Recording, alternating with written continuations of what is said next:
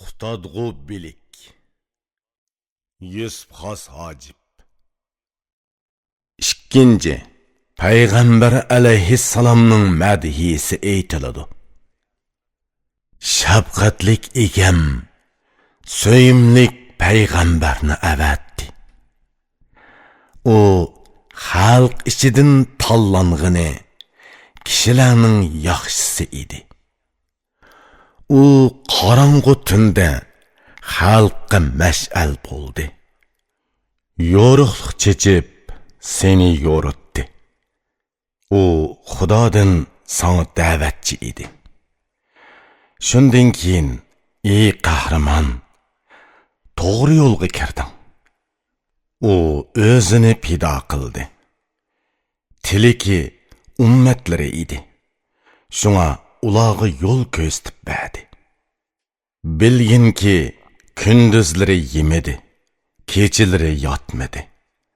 Allohdan sana mag'firat tiledi, boshqani tilamadi. Kech kunduz mushaqqat chekib seni tiladi. Sen amdi uning yo'li bilan mang, deginini qil. Uning barliq qayg'usi ummatlari uchun edi. Ularning rohati uchun azobdan qutuldirishni tilaydi. U ota-onadanmi mehribon edi. Xudodan davomliq yaxshilik tilaydi. U Xudoning bandalariga qilgan rahmati edi. Uning mijoz xulqi yaxshi, qiliqi tuz edi.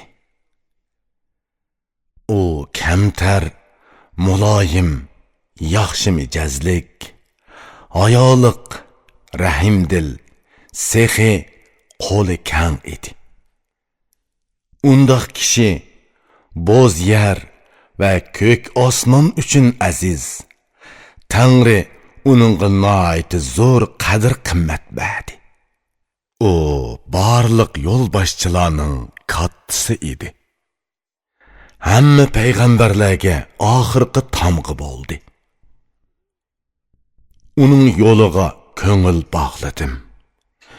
Uning deganlariga ishonib, xushallik bilan so'zini angladim. Ilohim, ko'nglimni ko'zatgin. Qiyomatda so'yimlik payg'ambar bilan billa turg'izgin. Qiyomatda to'lin oydek yuzini ko'zat. Ilohim, menga uni yo'l ko'rsatguchi qil.